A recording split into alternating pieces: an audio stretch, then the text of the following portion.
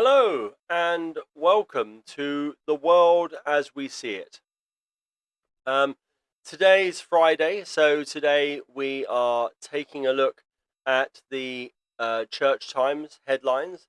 We'll review a few of those, and hopefully we will have a bit of an engaging transmission. Um, of course, if I say something that resonates, or if I'm reading something which strikes a chord, hopefully you will get in touch and tell us, or maybe we can have a bit of a conversation about that. That would be good. I do need to say hello to Dorothy. So Dorothy, I think, is in Dubai at the moment and is watching at the moment. So hello, Dorothy. I hope you're well. Feels like forever since I saw you last, but I know it's only been a couple of weeks, and that only means that the time between now and when I do see you again will feel like an eternity, won't it? But nevertheless, anyway, yeah, hello, Dorothy. And what I will do now is I will get on with the sorry business of trying to share my screen, which we know this is the bit where it normally falls down. Um, Now, apologies also anyone who was looking forward to yesterday's transmission. I was just really tired, and there isn't another way of saying that. I was very exhausted, and it got to be about, I don't know, 10:30, I suppose, or less than that, 10:15, and just the prospect of doing the transmission instead of going to bed uh, felt all bad, and so I haven't missed many evenings.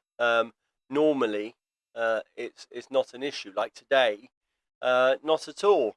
Um, but I think that tutorial which I had with Sarum College um, really did knock me for six, and so that that was all bad. Now, um, now I'm guessing there in terms of the sharing of screen. We're part way there. I'm just logging into the Church Times website, and this is the bit where very often it will go wrong. So let's see if we can do this. I don't know. I don't know why it goes wrong. It just does. It's the bit. This is the bit where the technology lets us down. I mean, it's all very clever, all of this, but this is, I don't know. Is this going to work? I mean, what's very strange is when I look at Google, I can see Church Times, and yet when I'm looking at Google here, it's something else. So that's why it doesn't work sometimes. What we'll do, we'll go out of that because that's not going to work. And I'll try another way. Let's try this. We'll try another way. When I set this up beforehand, it never works either. So I might as well do it with you all here, and then you have a little bit of an understanding of what we have to go through. um, and I don't. Oh, there it is. I found it. I found Church Times. Look, there's Church Times. I can see it. Right, I can see it, and so now the job is getting it so that you guys can see it. And I think I'm there. Let's do that. We're going to click a button, and there it is. Look, I feel very happy about that. What I'll do, I'll make that just a little bit smaller, so it fits on the screen a bit better than it is, and hopefully that will look a bit prettier, and you'll be able to see all the words by me scrunching it up just a little bit more. Okay, very good. Well, the first thing that jumps out is that the Archbishop of Canterbury, Justin Welby, has said to everyone, go to church for Christmas, unless guidance changes. Now, I think that's a balanced approach.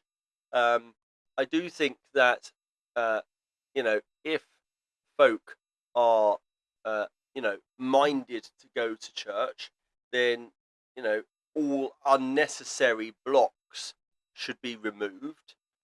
But on balance, I also think that if the chief medical officer of the UK says, no, this has actually got a bit out of hand, and as a result of folk going to church, people could die, which was the case, a year ago.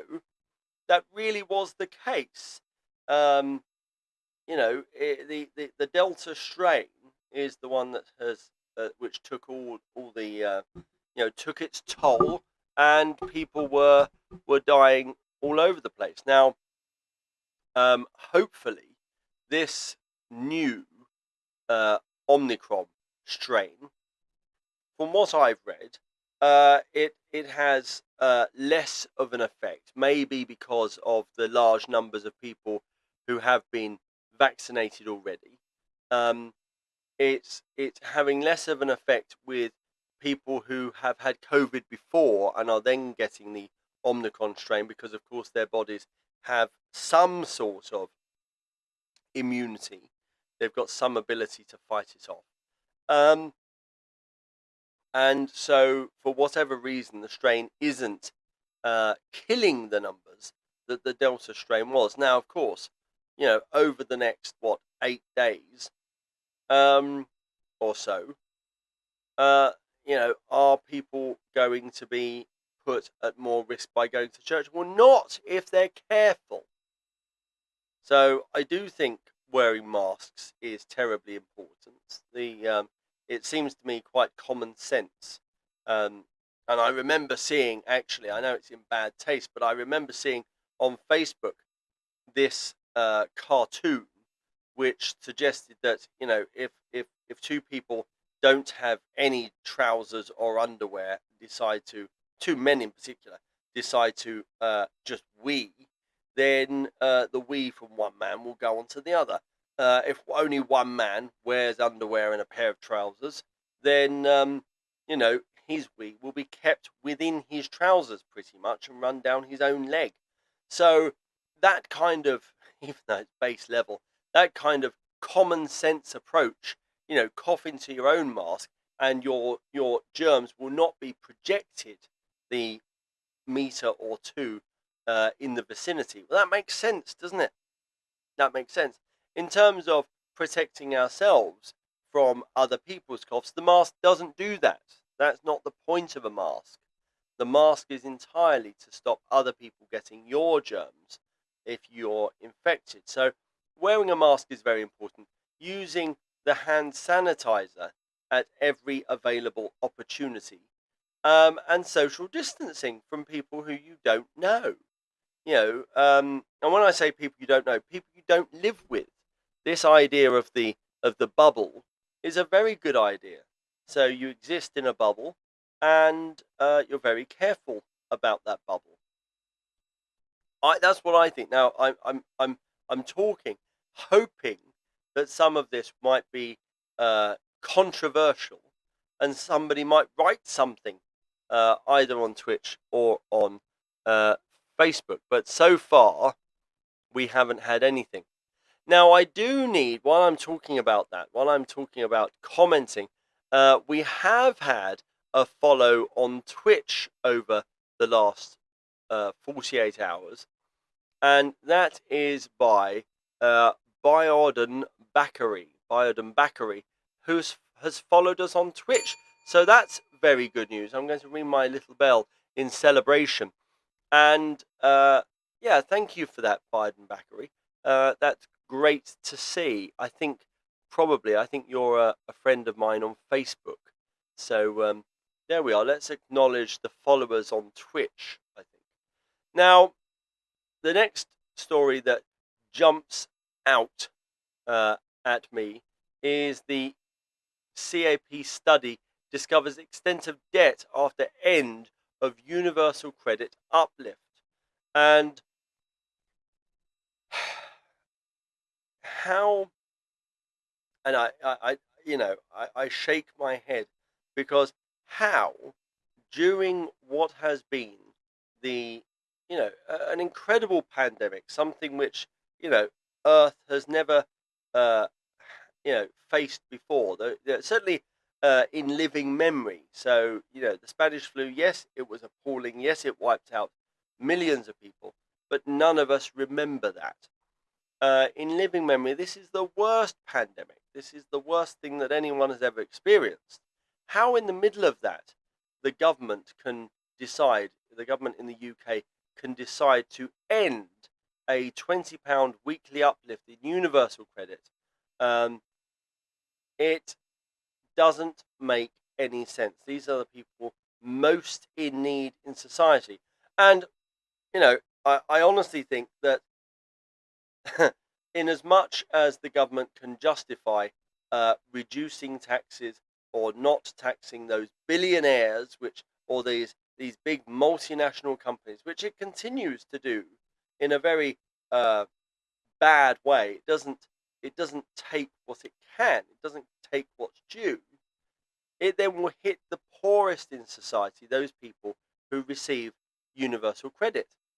Well, that's ridiculous, because those people who have nothing or less than nothing will then end up getting into debt, and because they have to borrow to pay bills. I mean, it's a vicious cycle, and quite ludicrous. So I'll get off my soapbox there, but it does annoy me when the poorest in society are hit by policy which,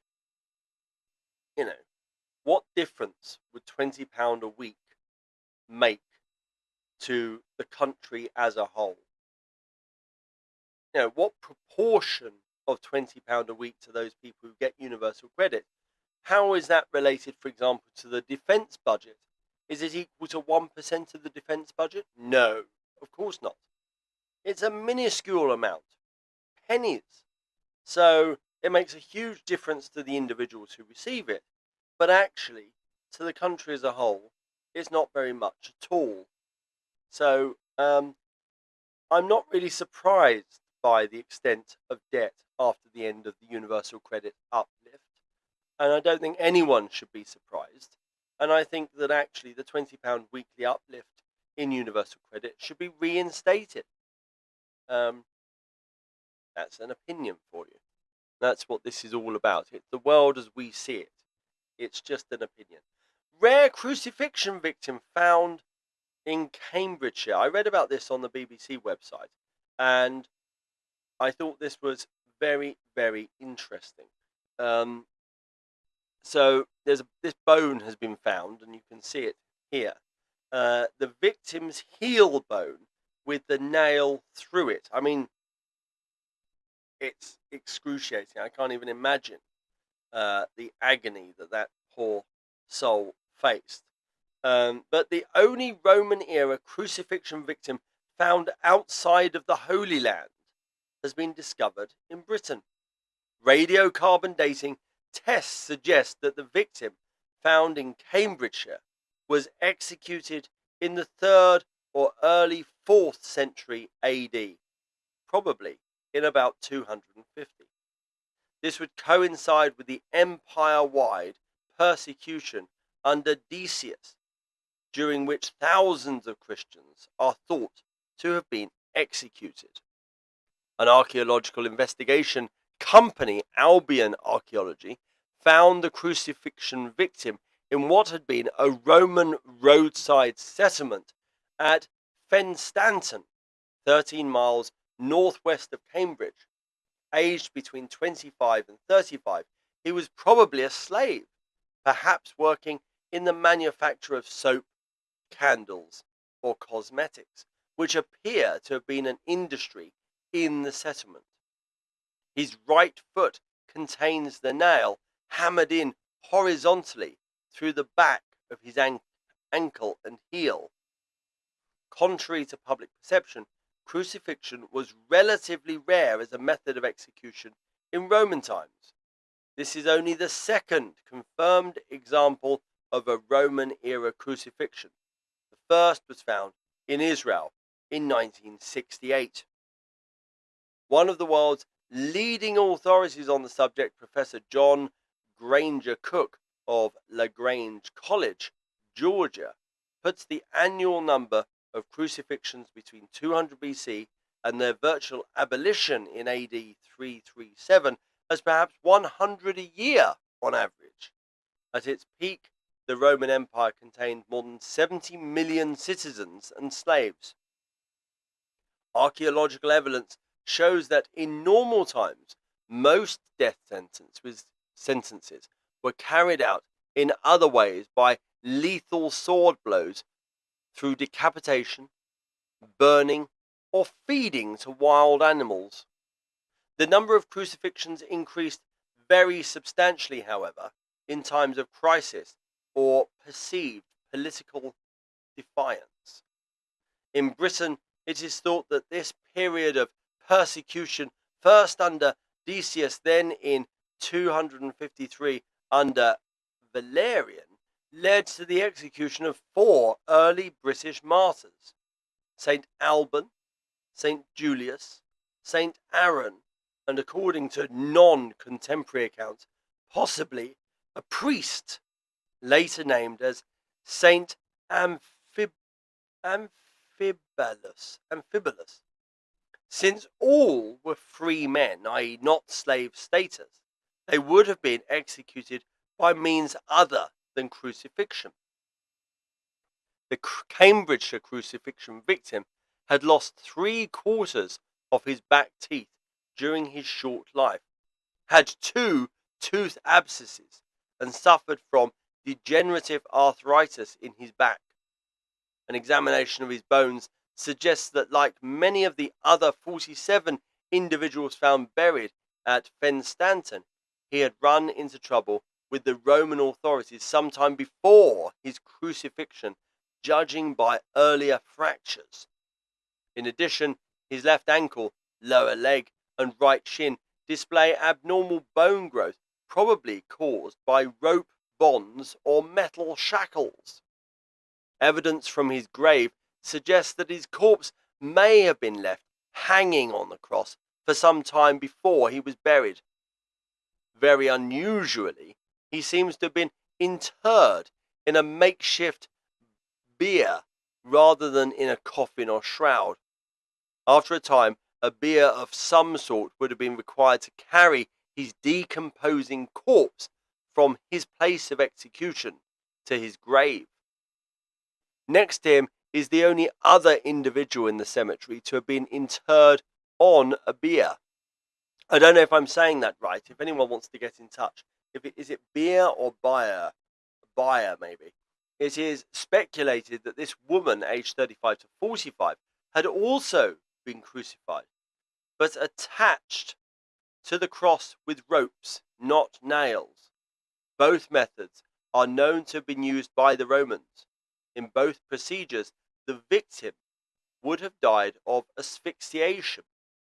At present, there is no evidence to prove that either victim was a Christian martyr, but the classical historian Professor Roger Rees of the University of St Andrews said that radiocarbon dating clearly raises the possibility that he may have been executed in one of the anti-Christian persecutions of that era.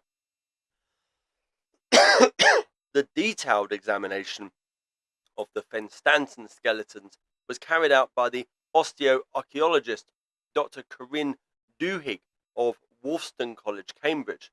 The excavation was directed by David Ingham. Wow. I mean, a bit gruesome, very gruesome, but very interesting, right? Considering it's the only one outside of the Holy Land and only one of 2 known excavations to demonstratively prove crucifixion as a method of execution. So that's very interesting. I wonder what he did. Yeah, very interesting. So, wow. I do love history.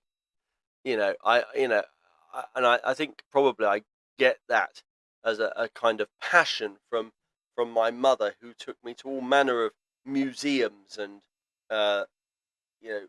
manor houses and castles and well, actually anything that was going really. If we saw it on Blue Peter, then I was being taken to it, and I think it's brilliant. Now, long wait for a BBC religion editor. Okay, good. Refugees are still leaving Syria and Iraq, and who can blame them? So I know everyone here knows that I'm a bit biased when it comes to refugees. I can't help that. And it says, would-be migrants to the UK back to their source in the Middle East. So they're still coming. And there is, I know some people might say this is controversial, but I don't mind really. There's a lot of money made from wars, isn't there? And a lot of people in the know are able to make a lot of money from the disasters of war zones. And there isn't that same amount of money to be made from the reconstruction of a war-torn country where British bombs and bullets and bandages have been used. And I do think that there is some kind of quid pro quo going on. I know I use that phrase quite often, but it seems to me that there is a balance. There is a kind of, almost like a clock pendulum that, we in Britain get refugees, asylum seekers, migrants from the countries which either we, had as part of the British Empire, and that makes sense because for many of those people, Britain was considered, and England in particular, was considered like the motherland. And at the same time, we get lots of those same sorts of folks traipsing across continents to get to Britain because they're, I think just because Britain is seen as a safe haven for them. And, we've spoken about it before. I really think it should be managed, a lot more rather than by individual governments. I think there should be a huge international quango. Oh, hold on a minute. Surely the UNHCR. That's the UN High Commission of Refugees. That's the group who should be responsible for policy to ensure that refugees are catered for, are discouraged from all going to one country. And we know they don't. They spread themselves out quite nicely across Europe. Britain gets the tail end of it. And if you only have to compare the numbers of migrants and refugees who stop in places like Germany, and then compare that to the numbers of people who claim asylum or refugee status in the UK, Germany takes far more per capita than the UK ever does. So, is it a surprise that they are continuing to flood out of Jordan, Turkey, and Lebanon, and those horrible conditions of the refugee camps? No, I don't think so. I don't think that's a surprise at all, and I feel desperately sorry for them. Yeah, very sad. Now, let's carry on, see what else there is. Now, I've got another story in my pocket, which we will come to in a moment when we've finished. Church Times. Oh, there's a feature on Dickens and the Archagent Gabriel. Let's see what that. Christmas Carol survived a visit from an angelic critic. Charles Dickens lay in bed fast asleep. Although he was in debt and his latest novel had sold poorly, he was sleeping deeply, for he had just finished a new work that he felt could reverse his fortunes. The book was called A Christmas Carol and concerned a miserly figure called Ebenezer Scrooge. As the clock struck one, the curtain rustled. The dog, sleeping by the glowing embers of the fire downstairs, woke up and then quickly dozed off again, unaware that in his master's room a shining white figure had appeared at the foot of the bed. "Charles Dickens," said the angel Gabriel. Dickens did not respond. "Charles Dickens," repeated the angel Gabriel, a little louder, but not loud enough to wake Mrs. Dickens. He sighed to himself and said, "This is Act 12 all over again. I hope he doesn't sleep as deeply as the Apostle Peter." So he walked over to Charles's side of the bed and gave his side a shove. Charles Dickens opened his eyes and was afraid. He sat up in bed and stared in wonder at the archangel. "Are you a spirit come to torment me?" said Charles Dickens. "Do I look like a spirit?" said Gabriel. "You mean you're an angel?" said Dickens. "An archangel, actually," said Gabriel. "You'd think that would mean I don't have to run errands like this, but apparently not. Anyway, I've just come to kick the tires on this book you've written because it feels like it's going to define Christmas for the English-speaking world for decades to come." "You mean A Christmas Carol is going to be a bestseller?" said Dickens with great excitement. "Not that I wrote it in order to make money." The angel looked at the author and looked away. "Okay, I was hoping to clear a few bills," said Dickens. "Can you blame me? My last novel was not a success." "Who'd have thought no one wants to read a book called Martin Chuzzlewit?" said the angel. "Where do you get these ridiculous names?" "A friend of mine helped me think them up," said Dickens.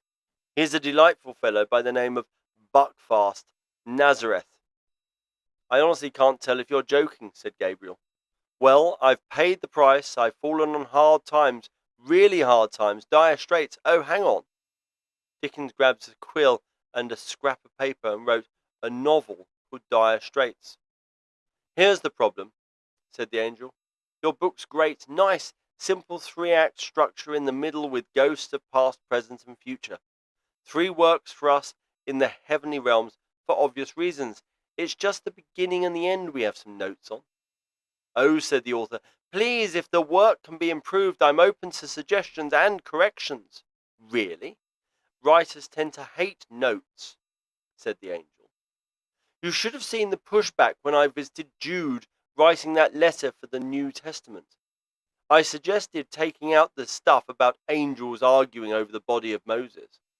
It wasn't something Michael particularly wanted remembered, but Jude was determined to keep it in, so I just left it. Well, I like to think I can always improve on my craft, and that my best work is yet to come," said Dickens, eyeing his piece of paper that said a novel called Dire Straits. The angel saw the note and said, "Call it Hard Times, not Dire Straits. Trust me." "Really? I can see Dire Straits being a global phenomenon," said Dickens. "So can I," said the angel. "Just not for you.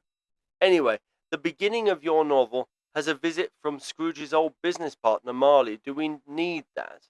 "What's wrong with it?" said Dickens. "People speaking from beyond the grave? Do we want to encourage this sort of thing?" said the angel. "I mean, these Victorians will need very little encouragement when it comes to seances and spiritualism." "You get it in the Bible," said Dickens. 1 Samuel chapter 28. King Saul wants to talk to Samuel, who is dead.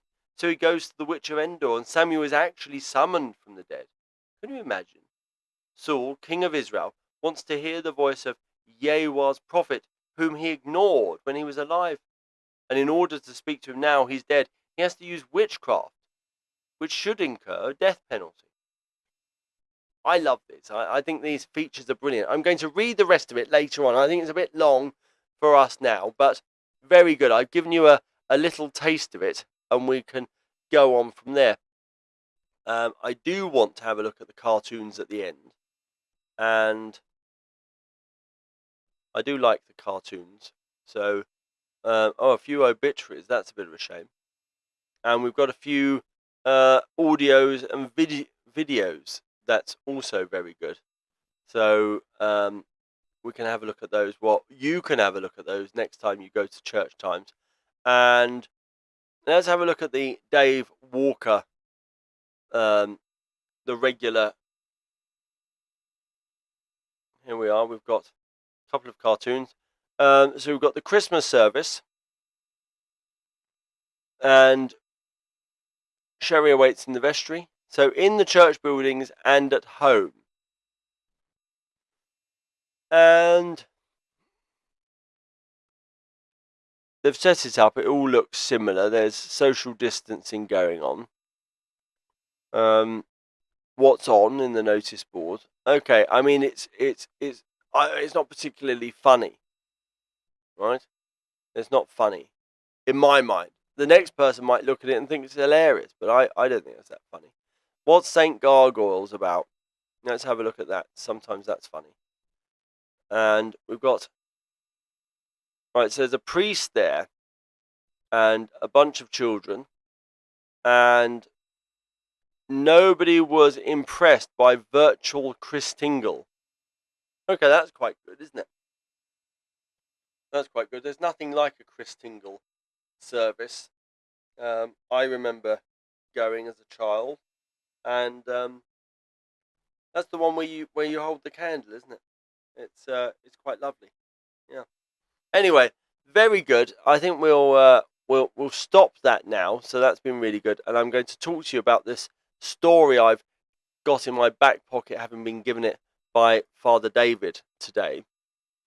Now, a few issues. I don't know why there are issues with the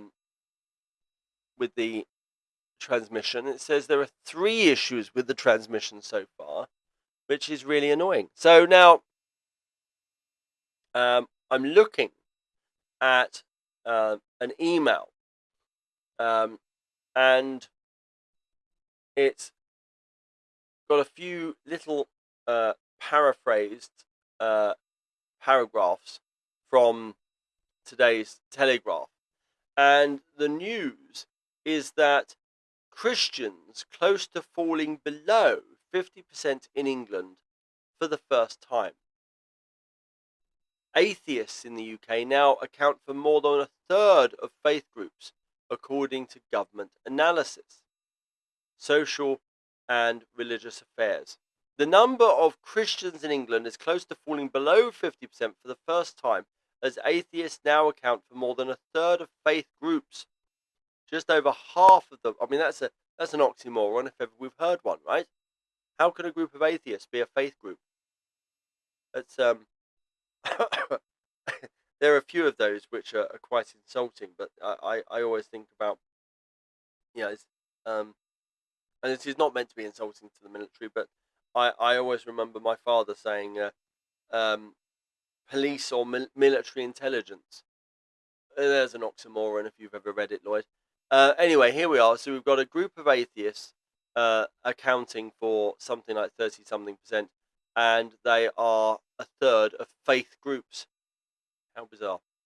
Now, just over half of the population in England and Wales, some 51%, reported their religion as Christian in 2019, a decline of nearly 8.3% since the 2011 census. The last time a comprehensive survey of the nation's different religions took place, the results of the next census will be published next year.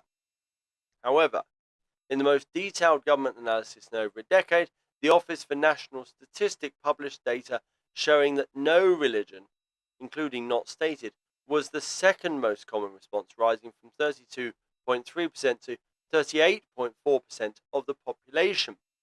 Church of England rebranding itself. The figures come as the Church of England tries to rebrand itself to attract new worshippers in what the Archbishop of York, the Most Reverend Stephen Cottrell, has dubbed a simpler, humbler, bolder vision for the institution's future, after most key measures of church attendance fell by 15 to 20% from 2009 to 2019. Now, of course, all of these figures do not take into account the effect of COVID. And so, if we think this is bad, it's going to get far worse. Very interesting. The Most Reverend Stephen Cottrell, the Archbishop of York, has dubbed a simpler, humbler, bolder vision for the Church of England's future.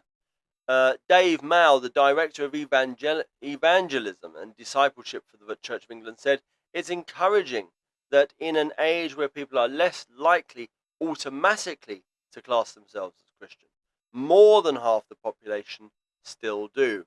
So he's a glass half full chap, isn't he, Dave Mal?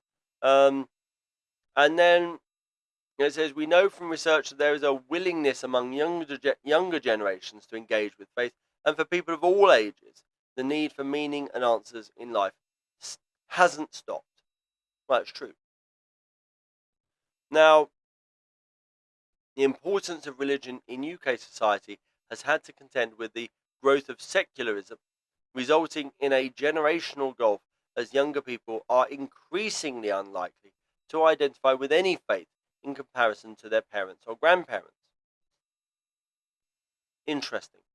More than half of those in their 20s reported having no religion, compared with 27.1% of those in their 60s. Many religious groups hold outdated attitudes around women and LGBT people. Richie Thompson of Humanist UK said, modern scientific explanations are so complete. Many religious groups hold outdated attitudes, and there are now enough non-religious people that negative prejudice towards us are falling away. Given this, the ongoing growth of the non-religious is hardly surprising. So, I mean, I actually feel that Richie Thompson of Humanist UK has come out with some very solid sound bites there, compared to Dave Mal, who just said it's encouraging. Dave Mal obviously tried to spin something, but didn't really back it up. I mean, if that was a war of words, Richie Thompson has just won. That's a truth. Anyway, it said, given this, among other faiths, the number reported to be Sikh fell, while Buddhists stayed the same. All other religions increased, Hindus and Jews and Muslims. However, researchers said that it is not possible to quantify how much of the change between the 2011 census and the estimates reflect true change, and how much is because of differences in data collection. Well, I think we know and accept the reality, however, horrible it might be. It is a reality. I remember reading that, typically on a Sunday, 1 million churchgoers attend church, obviously 2019, 2020, whatever, figures, before COVID. And that's a country of 70 million people. 1 in 70 goes to church. And that's really interesting, isn't it? Because how do you turn that boat around? It's a big, it's like one of these big oil tankers you're trying to turn around. And there are areas of growth in Christianity. There are areas of growth. And, what is the church to do? Rebranding. I fear it's rebranding for rebranding's sake. I think there is a perfectly good product there. Rebranding is, simpler, whatever it was, those 3 words, which is the triple method. We know what marketeers do. Why they're doing that, I'm not sure. I think they just need to go back to basics, personally, and get on with the job and stop navel gazing. I think there's a lot of navel gazing, and I wonder also about the quality of their market research. I wonder how they garner. How does an organisation like the Church of England determine that strategically it's best to rebrand? Do they take market research seriously? Do they go to the atheists and ask them what they don't like about the product, what they don't like about the Church of England? Because that's how a normal company would do it. And then what they would do is they would turn around and spend a little bit of time being introspective, saying, well, how do we attract those people who don't currently come. It's interesting. At the same time, you've got to be faithful to your shareholders, and the shareholders, as Father David put it only earlier on this evening, he was saying shareholders are the people in the pews. And that was in response to the fact that I think the numbers have dropped, between really the last 20 or 30 years. The numbers have dropped in response to the horrendous scandals which rocked not just the Church of England, but the Roman Catholic Church too. These sex scandals, these paedophiles, whoever, and the church authorities didn't, it goes all the way to the old Pope, doesn't it? They didn't deal with it. They didn't deal with it robustly. And if it was a private company, then they would have done. They would have got onto their HR person and said, what's the most aggressive thing we can do publicly to this individual? And we will use it with our marketing department to publicly flog this person, both for two reasons: to inspire confidence within the shareholders, and also to ensure that there's a deterrent so people don't do it again, which they will do. These animals are, in every walk of life, aren't they? But in every other walk of life, they are dealt with robustly, whereas in the church they were able to hide for a very, very long time. And it's criminal, isn't it? That's what it is. It's not just neglect. So is it any surprise that that's damaged the brand? If it were a normal company, no, it'd be no surprise. But in this case, I think it shouldn't be a surprise either. I think it's predictable. So, yeah, interesting stuff. I wonder how they've decided to rebrand the way they have. I wonder whether it was done with proper market research, or whether it was done with just a committee, maybe with one of these horrible branding consultants who turns up from, I don't know, Saatchi and Saatchi or Pearson's or something. I fear that it's probably that.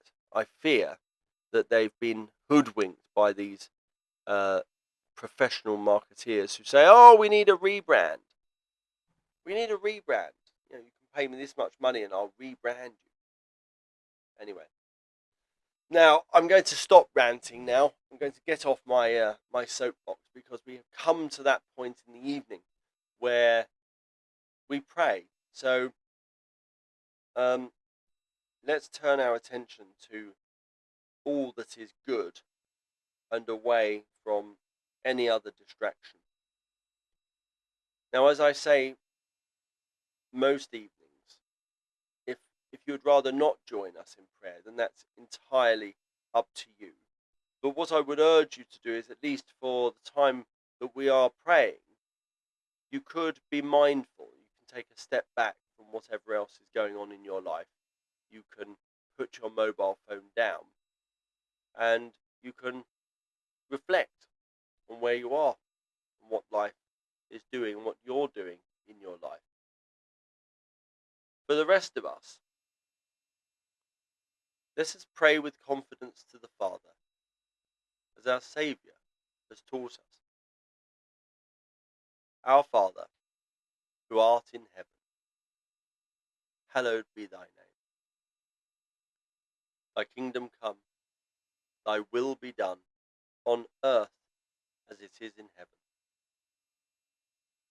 Give us this day our daily bread, and forgive us our trespasses, as we forgive those who trespass against us. And lead us not into temptation, but deliver us from evil. For thine is the kingdom, the power, and the glory, for ever and ever. Amen.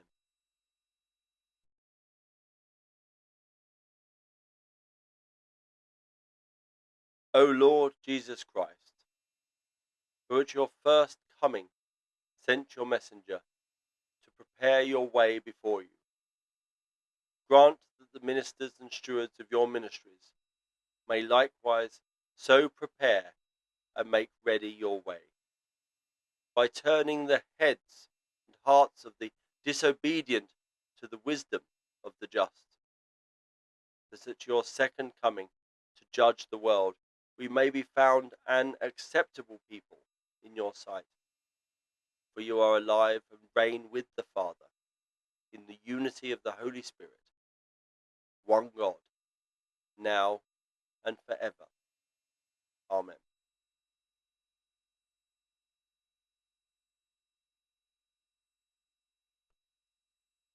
So, thank you very much for spending some time with me today on this step of my journey along the road to ordination. I do quite like Fridays because I think that the church times headlines are very unpredictable. We never really know what we're going to get, so I never really know what I'm going to be chatting to you about. So hopefully that's interesting. We've not had any comments, which is always a little disappointing, but never mind. One day it will happen. We did a few weeks ago, and that was wonderful. It was really good. Now, what I'm going to do is talk to you tomorrow. We are going to be going through the order of service for Sunday's Eucharist, and that's the fourth Sunday in Advent. Beyond that, there's nothing else I have to say. So, without further ado, I will say to you, with prayers and best wishes, bye-bye for now.